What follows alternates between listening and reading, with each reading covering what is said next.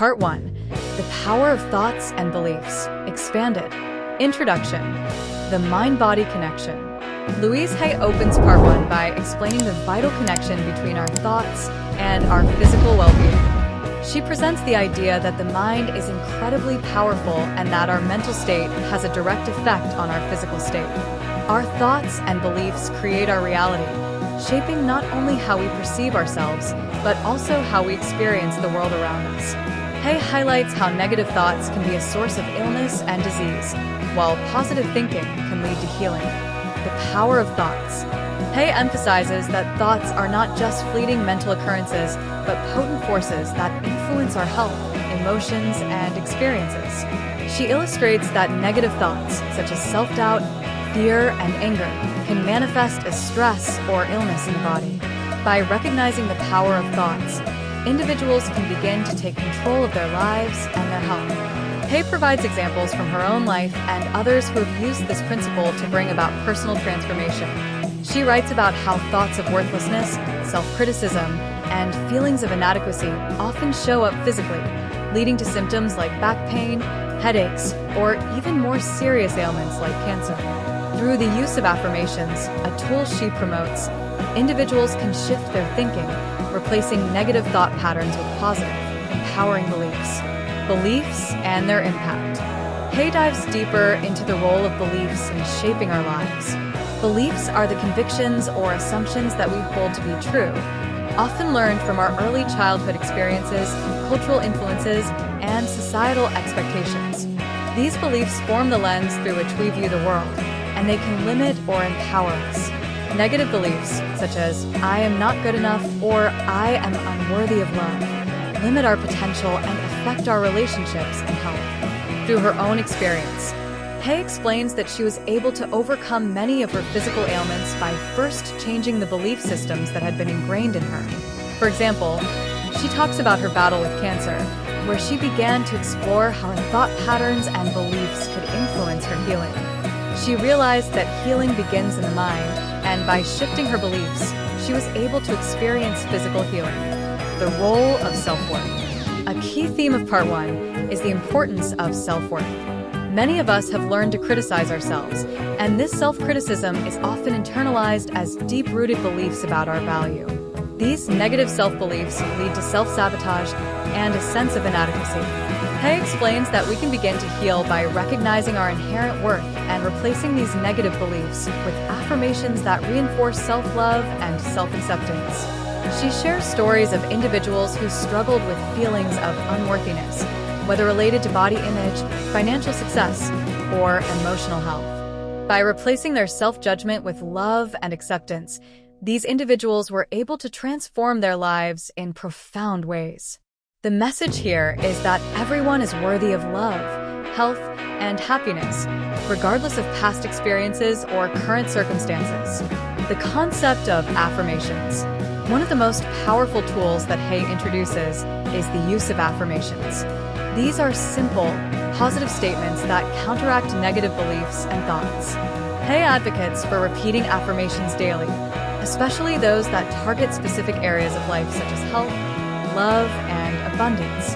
By repeating these affirmations consistently, the mind begins to internalize the new beliefs and the individual's reality begins to shift. For example, Hay suggests affirmations like, "I am worthy of love and respect. I choose to heal.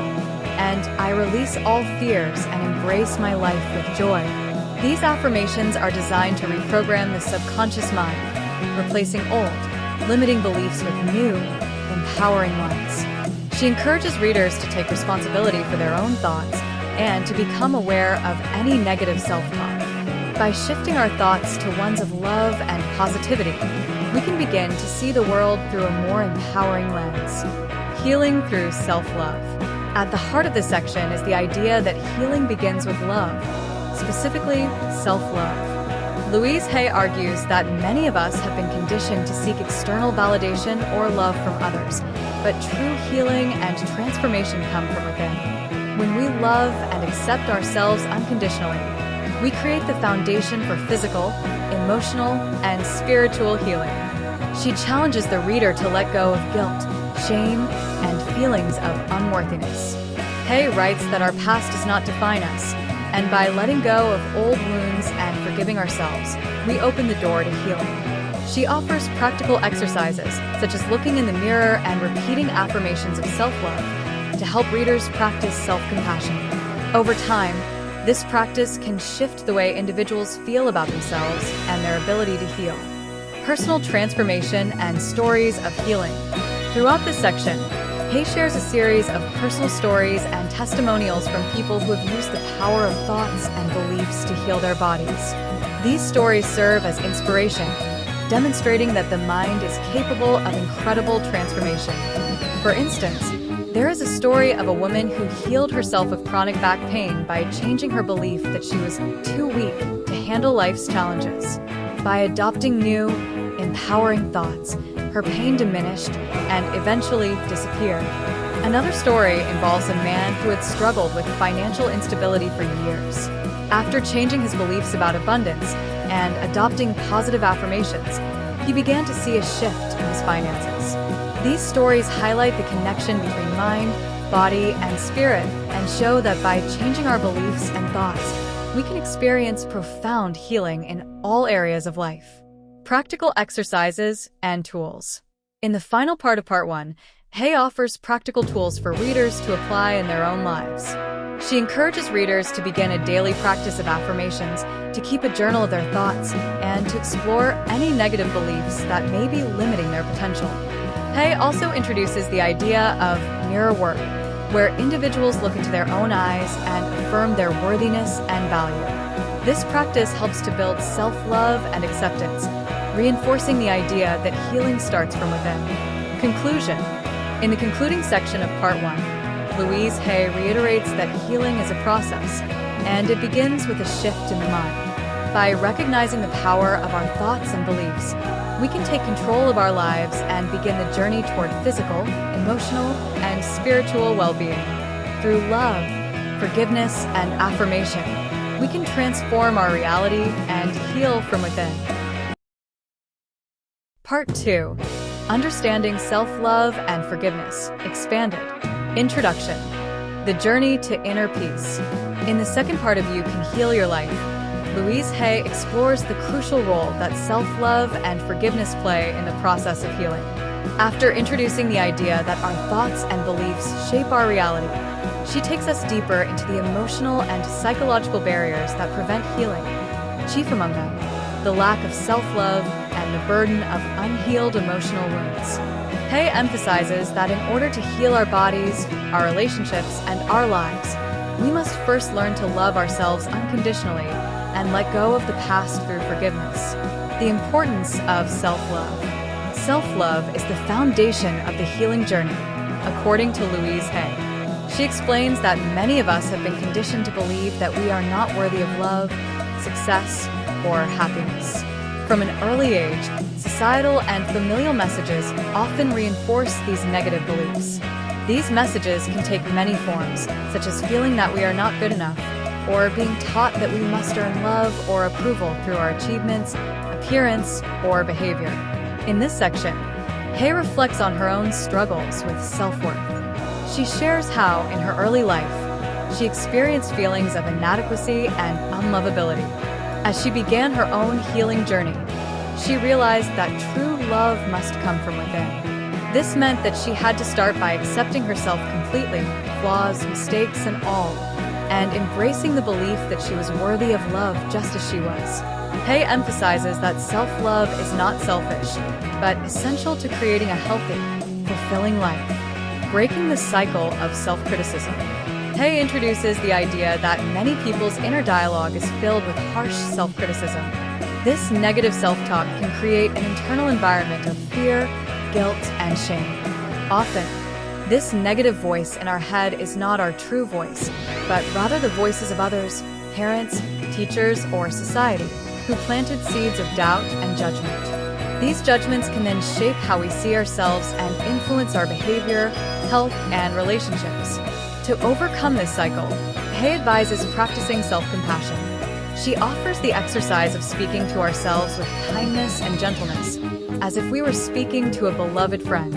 When negative thoughts arise, We should challenge them and replace them with affirmations that reflect our worthiness and love. For instance, instead of thinking, "I am not good enough," we should say, "I am worthy of love, just as I am." Over time, this practice can transform our internal dialogue and promote deep, lasting healing. The power of forgiveness. In addition to self-love, forgiveness is one of the most powerful tools for healing. Hay emphasizes that holding on to grudges, anger, and resentment only harms us. These negative emotions can act as toxic burdens, festering in our minds and bodies, blocking our ability to heal and move forward. She teaches that forgiveness is not about excusing the actions of others, but about releasing the hold that these emotions have on us. Louise Hay introduces the concept of forgiving ourselves first. She explains that many people carry guilt and shame for things they've done in the past, and these emotions weigh them down, preventing healing. Through forgiveness, we let go of this emotional baggage and open ourselves up to peace and self-acceptance. She writes that, by forgiving ourselves, we can better understand and forgive others, ultimately releasing ourselves from the chains of anger and hurt. Forgiving others.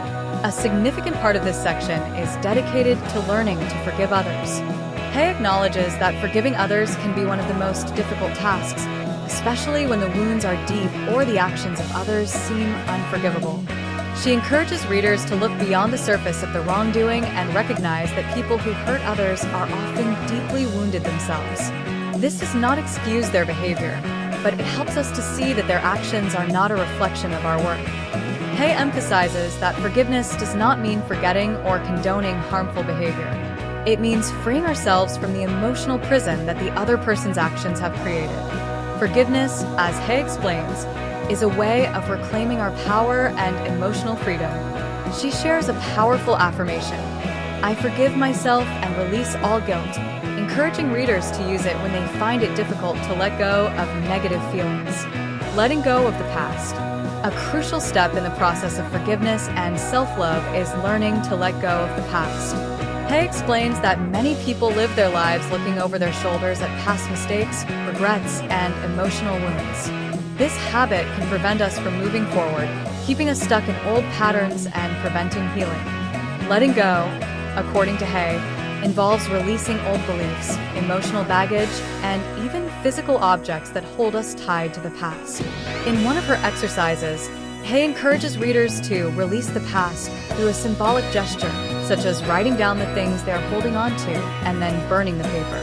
This ritual serves as a reminder that the past is over, and we have the power to move forward and create a new story for ourselves.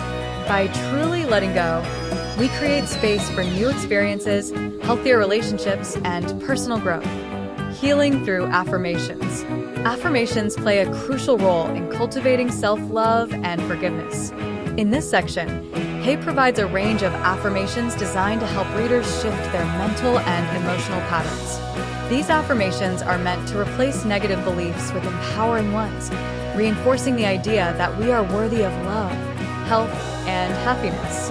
Some examples of these affirmations include: I am deserving of love and respect. I forgive myself and release all guilt. I release the past and embrace the present moment. I choose to love and accept myself completely. Hay explains that affirmations work by reprogramming the subconscious mind, which has been shaped by years of conditioning. By repeating these positive statements daily, we can begin to replace the old, limiting beliefs with new, empowering ones that support our healing journey. The mirror work.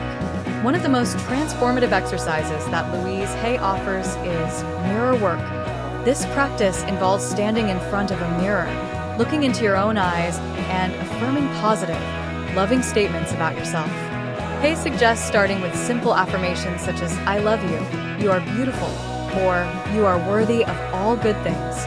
For many people, this can be an emotional and challenging practice, as they may feel uncomfortable or resistant to giving themselves love and validation. However, Hay assures readers that this discomfort is a sign of how much healing is needed. The more we practice mirror work, the more comfortable we become with loving ourselves. Personal stories of healing and forgiveness. Throughout Part 2, Hay includes numerous personal stories from individuals who have used self-love and forgiveness to heal their lives.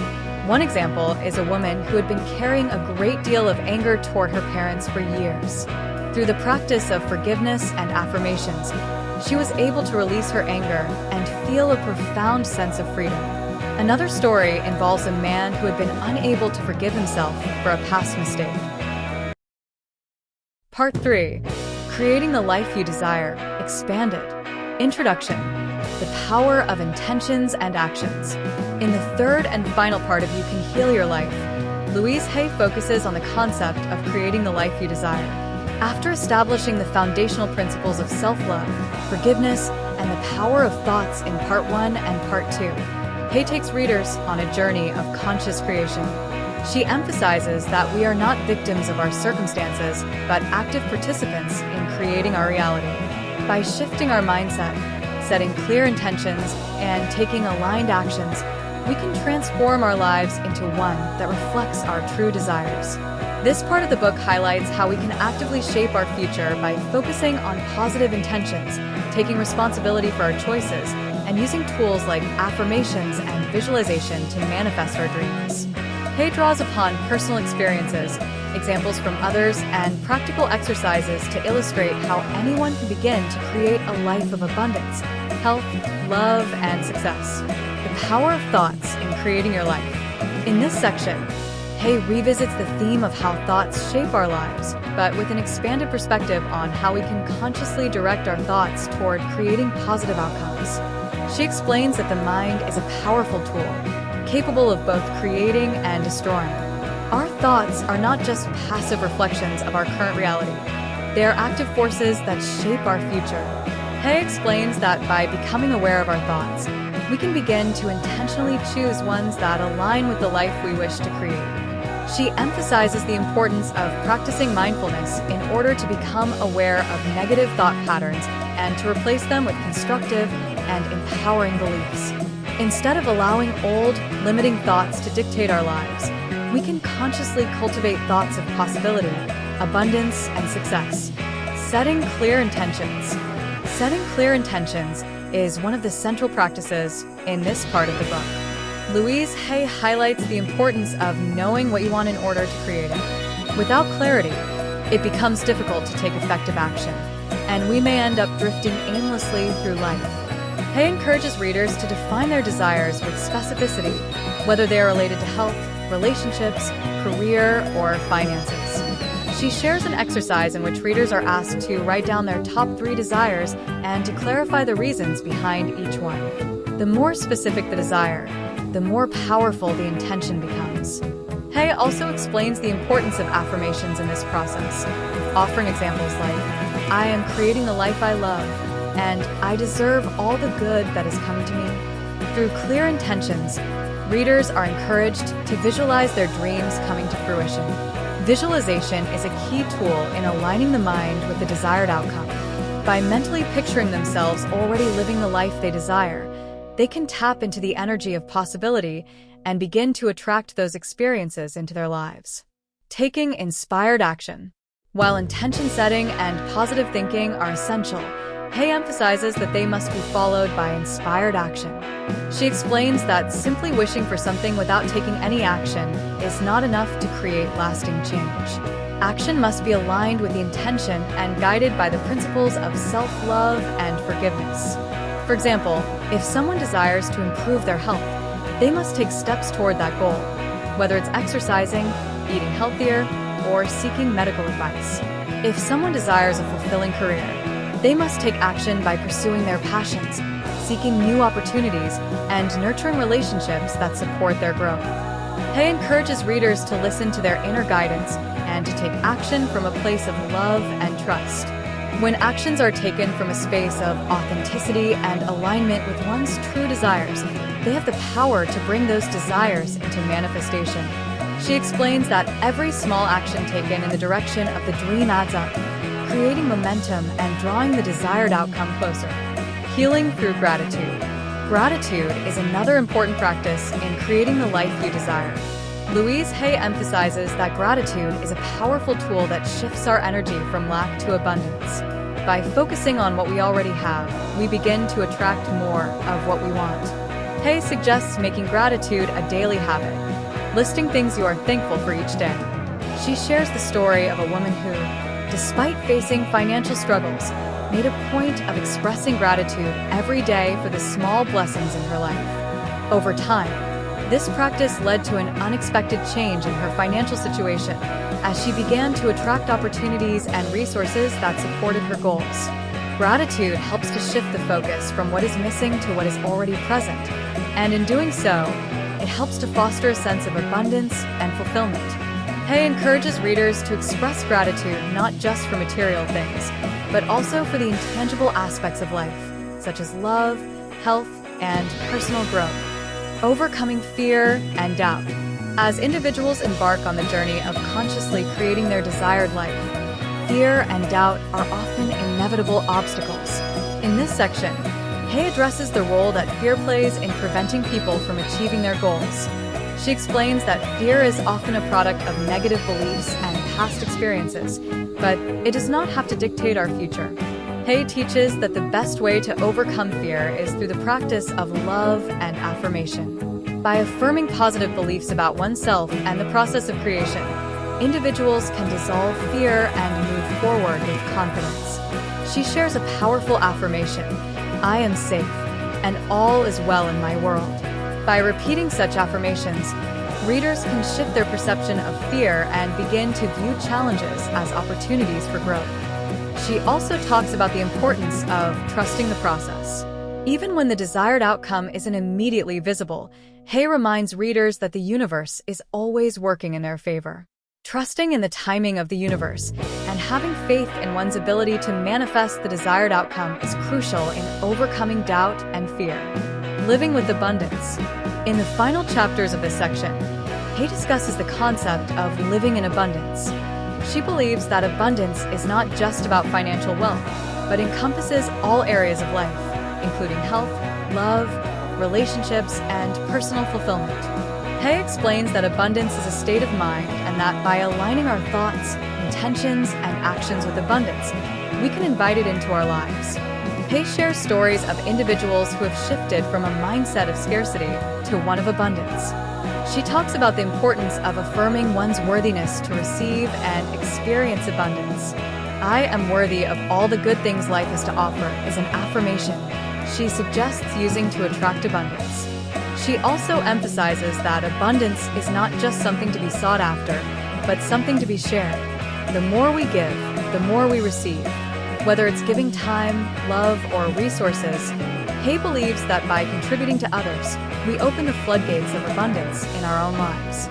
Living in the present moment.